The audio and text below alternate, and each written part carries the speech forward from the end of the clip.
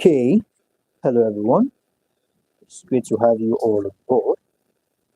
It's another time with Tutor IO, Fantastic Tutor, and in today's tutorial, it happens to be the continuation, the very first class we're having on the course, POL322. We had just completed a course in this department, which was last week, where we called it a wrap with POL326. So we are taking our very first class today, the very first, which is the second course for the department, which is POL322. And we all know how things are being done. You are expected to respond to the class by in the comment section to say hi, hello, and also use the comment section to let us know where you're streaming from, and do all to give us a thumbs up. And for those of us who are not aware of our private class, where we walk you through all your courses throughout the semester without leaving anyone unattended to, you might want to reach out to me on our official website, which is www.tutorion.net, and send us a direct message using the WhatsApp button in the top right hand corner as you show your interest in the private class. With this being said, let's hop straight into today's class. Now, according to the thumbnail, okay, according to the thumbnail, it says modern governmental system. Modern governmental system. Okay, we're going to be talking about what the structure of a modern governmental system should be or is like. All right, speaking of modern and speaking of a system of government. Okay, we're going to be talking about all this considering different system of government and which is modern and how this system of government can cope with the evolving environment, okay, which we have found ourselves. Now, to start with, let's take something down. We have modern governmental system. So I'm just going to abbreviate that as MGS, modern governmental system. Like I said, basically, they are too broad, okay? There are two broad categories, all right? Speaking of which, speaking of the modern governmental system, we're going to be taking our area of concentration, we're going to be taking our bearing, all right? Case study, we're going to be using the federal system and the unitary system as a case study. Okay, we're going to be using the federal and the unitary system as a case study. Now, to start with, so we have federal and unitary, all right, system, and we have system. Okay, speaking of the federal, all right, system of government, we're going to be talking about what it means by the federal system of government to start with. Now, speaking of the federal system of government, what are we referring to? We are saying about a system of government which can be categorized, all right? A system of government which, at the level of structure and processes, have two broad categories within which we can place modern governmental system. Are we together? Now, the federal system of government, at the level of structures and processes, it has two broad categories within which we can place what we refer to as the modern governmental system. Now, let's break things down for proper and better understanding. Now, these two broad categories are, okay, these two broad categories are the federal system and the unitary system. Okay, like I said earlier, for the modern governmental system, our case study will be the federal and the unitary system of government. All right. So to start with, talking of the federal system of government, okay, so we have federal system of government. We're going to be considering different opinions, different definitions from different scholars. Okay. Now, to start with, let's consider that of Watts in 19, all right. All right, let's consider that of Watts in 1990. Now, as far as Watts is concerned, Watts says that there are three terms, all right. According to Watts, Watts is of the opinion, all right, Watts is of the opinion that as far as the federal system of government is concerned, it can be subcategorized into three, which are federalism, federal political system, and federation. All right, federalism, all right, federal political system, and last one is federation. Federation. Okay, as far as what is concerned. All right, this is Watt's opinion. Now let's expand on each of all these outlisted Watt's points.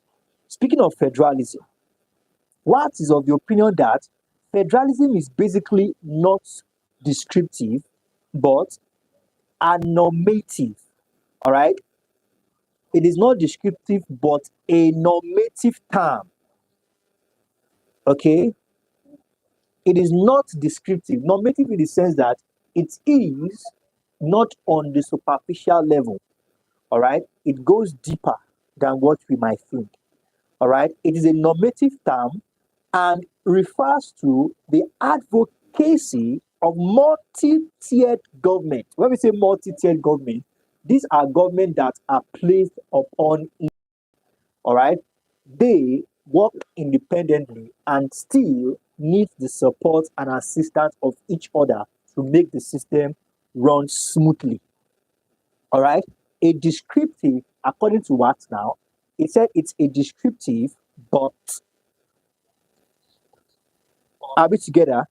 A descriptive, but a normative term and refers to the advocacy, all right, the use of multi-tiered governments, combining what? Elements of shared rule and regional rules. All right, so we have federalism. We might not be able to write the whole thing in full, but at least let's take down points. Very important. Let's take down points. Okay. Now, it says it is descriptive but a normative term. All right. Descriptive, all right, but a normative term. Are we together? It is descriptive but a normative term. Now, this term, okay, descriptive but a normative term, and refers to what? The advocacy. All right? Advocacy. Okay.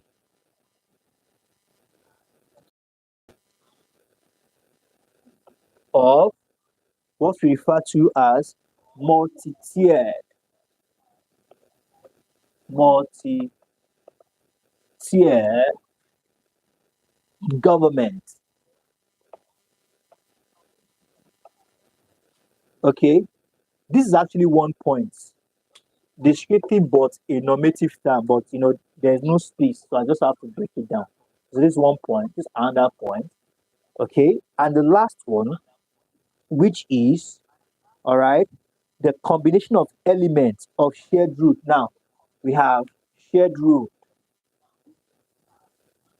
combined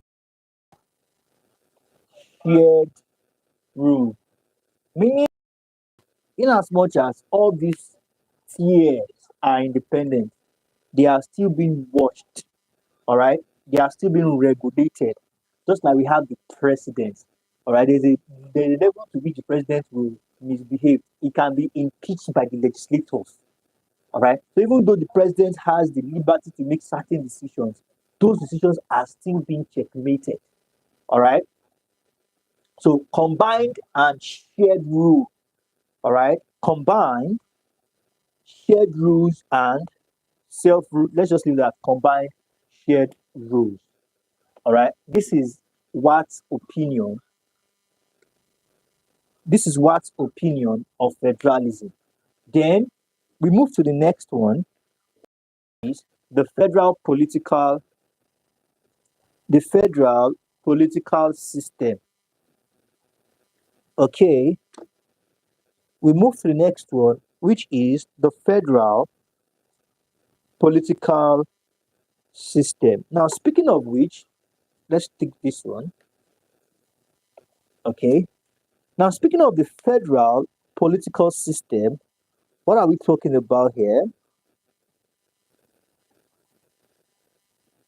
Now, according to what says that the federal political system is based,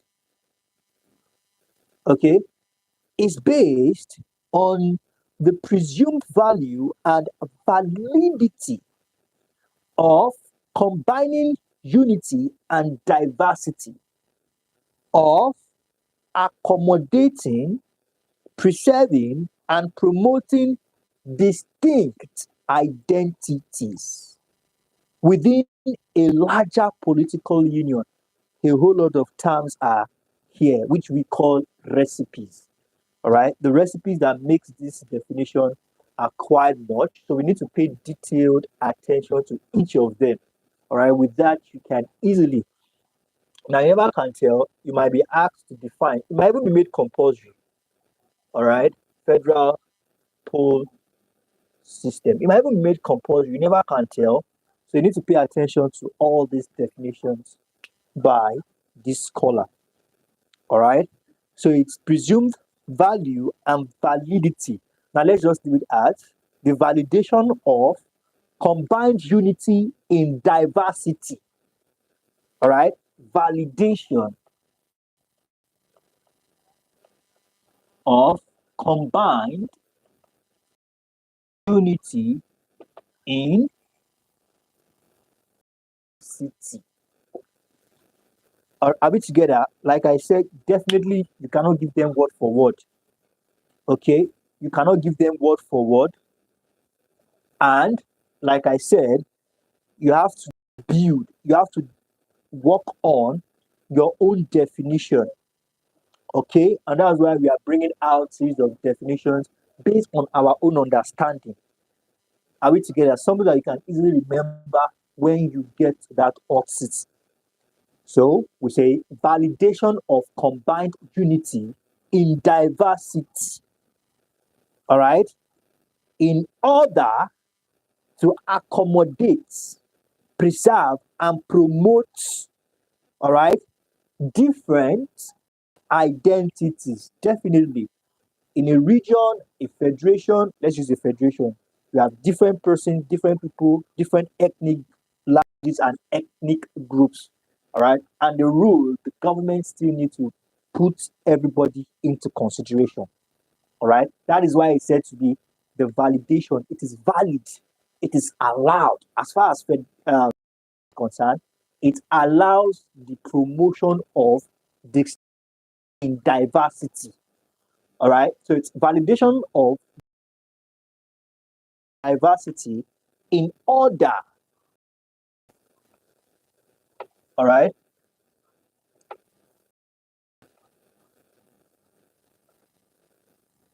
In order to promote, let's just leave it as promote distinct identities. Okay. So we have that as that. Okay. Now let's take a step further. Then the third one, which is federations. All right. The essence of, according to this, it says the essence of federalism as a normative principle is the perpetuation of both union and non-centralization of the same at the same time. All right. So that's more of the federation. All right. Even though there is unity, power is still not concentrated in order to avoid the abuse of power. And you know this statement that says absolute power corrupts absolutely. All right. So in order to boycott that, you don't concentrate power absolutely. All right. Even though these units, these tiers, as we said in federalism, all right, even though these tiers, multi-layered tiers, have the liberty to make certain decisions on their own, they are still being checkmated by other tiers of government. All right. So the federation, I think we can squeeze that in here. All right. Unified, but not power concentrated. Let's see how we can switch that. Not concentrated. Okay. Unified, but not power concentrated. Okay. So we have that as that.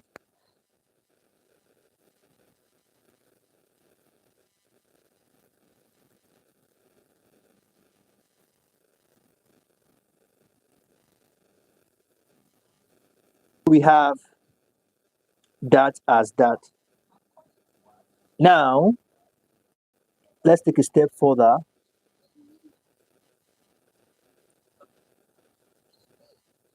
So we have types of federal political system. Okay. Federal political system. So under this, we have quite a number of them. Let's let's try and take some.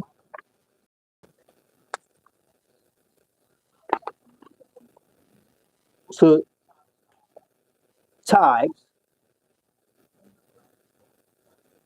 of federal political system. To start with, we have confederation. These are terms I believe we have heard of before now. Okay, these are terms I believe we have heard of before. Some of us might even be very with them. Okay, we might be very conversant with these terms. So they are basically what we know already before now. We're just going to touch them. Okay. Speaking of confederation, all right, according to Ilaza 1987, I beg your pardon,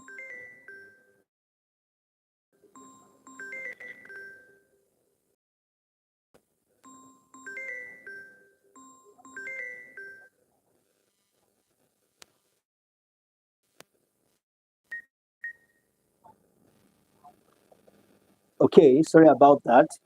I had to mute the mic because I wouldn't want the call to interrupt the class. So I believe you all can hear me now.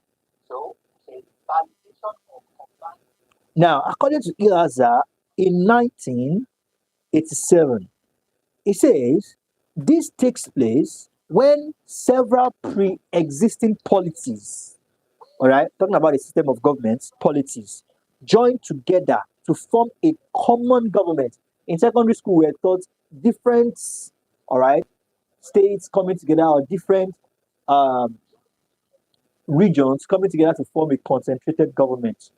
All right, but here, according to Eliza is of the opinion in 1987 that this, when we talk about federation, we're talking about when several pre-existing polities, all right, the coming together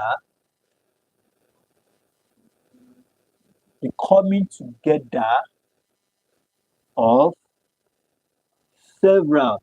Now, underline pre-existing, very important. They are already existing, but for a reason or two, they are of the opinion that okay, if we can partner or we can work together with this country or with this state, I think we can achieve and this quickly. Are we together? That is why confederation. It could be for reason, it could be for security reason, it could be for whatsoever reason. Right? So they are already in existence. So it says several pre-existing policies. All right, existing policies. Okay, joined to form a common, joined together form a common what? Common government. Okay, now please pay attention to this. According to Eliza is of the opinion that the only reason why you have confederation is for no other reason than for economic. All right, is policies joined together to form governments for strictly foreign affairs, defense, and recently economic purposes. All right, so it could be for three purposes: for foreign affairs, relationship between two countries, defense purpose, like I said, or for economic purpose. Okay, now let's go for the next one. Now, the next one says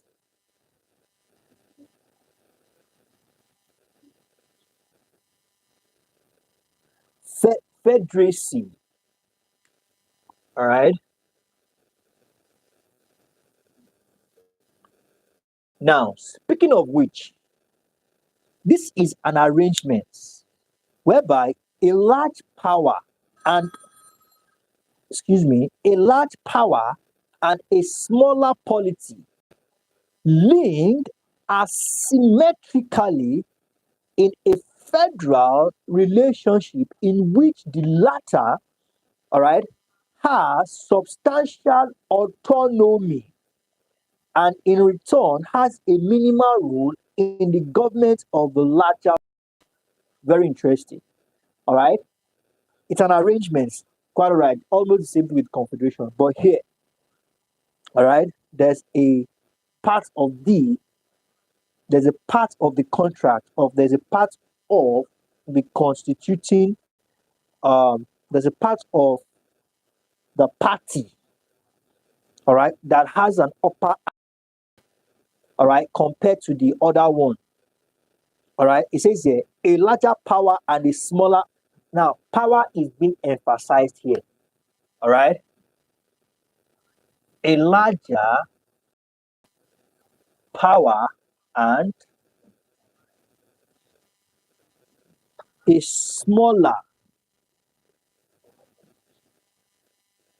a smaller polity, or we can say a developed or a developing country and an underdeveloping. All right. There's a difference between developing and an underdeveloped country. All right. The developing better quality life standards for their citizens, but the underdeveloped there yet. All right. So this kind of two countries coming together, all right, in a federal relationship in which the latter, which is the larger power, all right, the former is a smaller polity, all right, in which the latter has what we call substantial autonomy.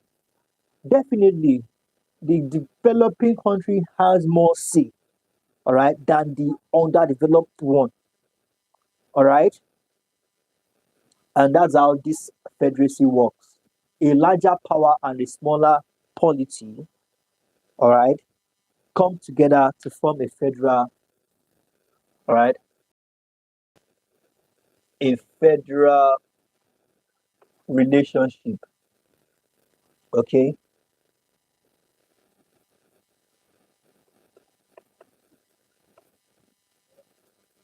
has more say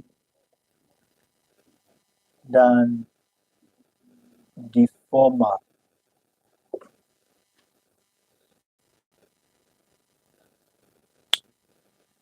Okay, so we have that as that.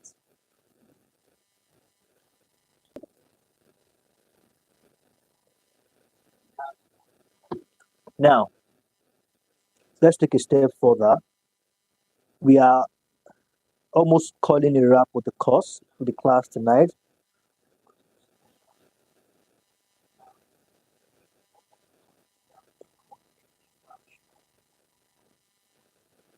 Now we have union. Okay, as far as union is concerned, it refers to a polity, all right, compounded in such a way that it constitutes, all right, entities preserve their respective integrities through common organs of general government rather than dual government structures. All right, union, we are coming together, we are going to respect our rules and regulation, our culture, all right, and way of life, even though we are still coming together to work as a team. All right, so we have that as that.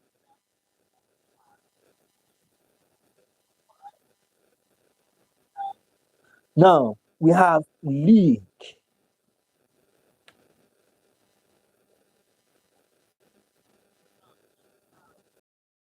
Here, it's a bit different. Okay, okay, there's a no. There's a U before the G. Okay, so we have aha.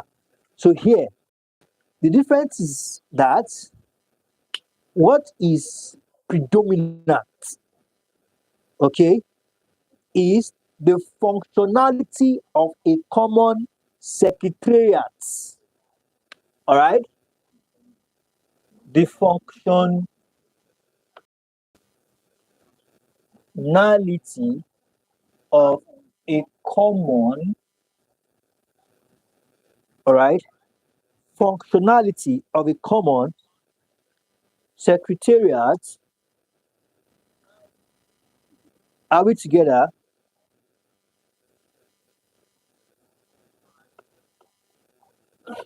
Rather than a government,